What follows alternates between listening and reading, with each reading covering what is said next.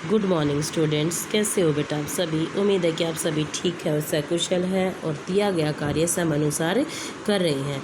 बेटा हमने संधि के अंदर अपना संधि विच्छेद तथा इसके बारे में जाना था। हमने स्वर को भी जाना, स्वर संधि क्या होती है, व्यंजन संधि क्या होती है और विसर्ग संधि को आज हम जानते हैं। ठीक है बेटा, तो स्वर संधि में क्या था, स्वर में स्वर का मेल होने पर जो परिवर्तन आता है वो हमारा स्वर संधि कहलाता है। और व्यंजन संधि स्वर का व्यंजन से और व्यंजन का व्यंजन से मिलने पर जो परिवर्तन आता है वो व्यंजन संधि कहलाता है। इसके पश्चात बेटा जो हमारा विसर्ग संधि है, इसमें क्या होगा, विसर्ग के बाद यदि स्वर या व्यंजन ध्वनि आने के बाद विसर्ग में जो परिवर्तन होता है वो हमारा विसर्ग संधि कहलाता है। मतलब विसर्ग के बाद यदि कोई भी स्वर आ जाए या व्यंजन की ध्वनि आ जाती है तो उसके जो विसर्ग होती है उसमें विसर्ग में जो परिवर्तन आता है वो हमारा विसर्ग संधि कहलाता है। अब उदाहरण देखिए, निहि जमा मूल।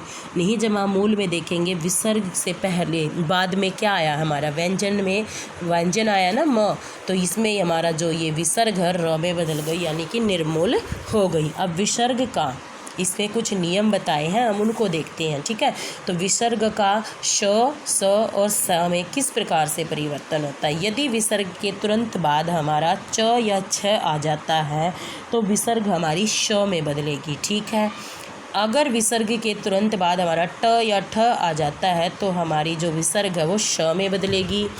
और इसके पश्चात यदि त और थ व्यंजन आ जाते हैं तो हमारी स में बदल जाएगी। मैं तीनों के उदाहरण बताती हूँ।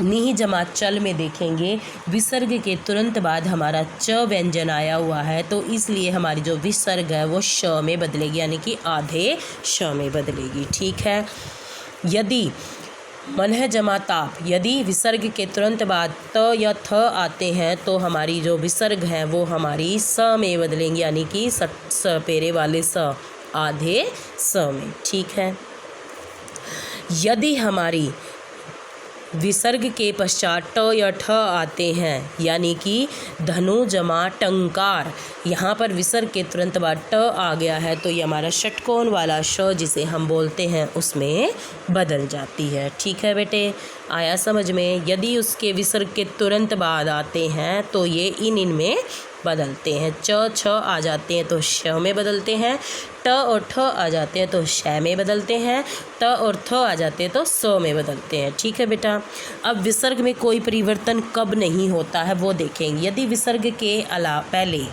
यदि विसर्ग से पहले अ और आ के अलावा कोई भी अन्य स्वर आ जाता है तो हमारे बाद में श, स और स व्यंजन होते हैं तो विसर्ग तथा या तो विसर्ग में बदले रहते हैं या फिर वैसे ही बने रहते हैं जैसे विसर्ग में दे रखा है, या फिर जो उससे आगे वाला व्यंजन दे रखा है उसी में बदल जाते हैं। जैसे आपको उदाहरण बताती हूँ मैं एक, निहि जमा संकोच।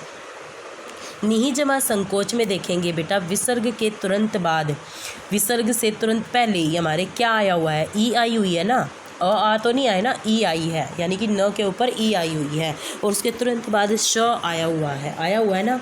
यदि इनमें से स, श या श में से कोई भी आ जाते हैं तो हमारा या तो वो विसर्ग के रूप में यूं का यूं लिख सकते हैं निसंकोच, जैसे विसर्ग लगा के दिखा रखा, या हम निस्संकोच लिख सकते हैं, यानी कि पीछे वाला जो दूसरा शब्द है उसके पहले वाले व्यंजन में ये बदल गया है ना बेटा। यदि विसर्ग के तुरंत बाद हमारा क या ख आ जाए, प या फ व्यंजन आ जाते हैं तो भी विसर्ग में कोई परिवर्तन नहीं होता है। कैसे, रजह जमा कण, रजकण। अब देखेंगे विसर्ग के तुरंत बाद क आ गया हमारा तो ये हमारा किस में लिखा गया, रज कण, यूं का यूं लिखा गया, इसमें कोई बदलाव नहीं हुआ। प्रातः काल में देखेंगे प्रातः जमा काल, प्रातः काल मतलब विसर्ग के तुरंत बाद क आया है तो इसलिए हमारा इसी रूप में लिखा गया। लेकिन अपवाद इसको माना जा रहा है बेटे, नमः जमाकार, नमस्कार में लिख देते हैं हम, श के रूप में लिख देते हैं, पुरस्कार में भी हम इसको श के रूप में लिख देते हैं, इनको आज अपवाद माना जाता है। ठीक है बेटे, अब यदि विसर्ग से पहले छोटी ई और छोटा ऊ स्वर हो तो विसर्ग का परिवर्तन षटकोण श में हो जाता है। कैसे? दुहु जमा कर्म, ठीक है। अब दुहु जमा कर्म में देखेंगे जो विसर्ग है उससे पहले दुहु में ह की ध्वनि अंत में आती है, विसर्ग की, है ना। उससे पहले किसकी आती है? ऊ की आती है ना।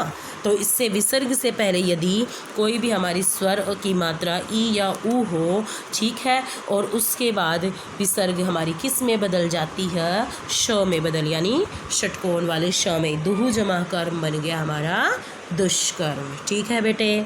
अब विसर्ग का र में परिवर्तन किस प्रकार से होता है वो देखेंगे। यदि विसर्ग से पहले अ और आ स्वर को छोड़ के कोई भी स्वर हो, ठीक है, और बाद में भी कोई भी स्वर हो तो कोई दिक्कत नहीं है। और यदि हमारे जो क वर्ग, च वर्ग, ट वर्ग ये दे रखे हैं पंचम वर्ण, इनमें से तीसरा, चौथा या पांचवा वर्ण यानी ग, घ, ड ये हो तो हमारा, अरे उसके अलावा य, र, ल, व, ह भी दे रखे हों तो हमारा कोई भी व्यंजन हो तो विसर्ग का परिवर्तन र में हो जाता है। कैसे? दुहु जमा वासना देखेंगे। विसर्ग के पहले हमारा क्या दे दिया?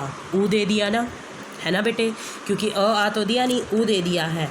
और वासना में देखेंगे व दे दिया। मैंने आपको बताया था य, र, ल, व में से कोई भी आ जाए तो हमारा विसर्ग र में बदल जाएगा। ऐसे ही निह जमा भ देखेंगे, ये निर्भया बन गया। कैसे बन गया? क्योंकि विसर्ग से पहले हमारी ई दे रखी थी और बाद में हमारा चौथे वाला भ दे रखा था, तो इस वजह से हमारा जो ये है वो र में बदल गया विसर्ग, ठीक है बेटे। अब विसर्ग का लोप किस प्रकार से होता है और पूर्व का स्वर जो है वो दीर्घ कैसे हो जाता है।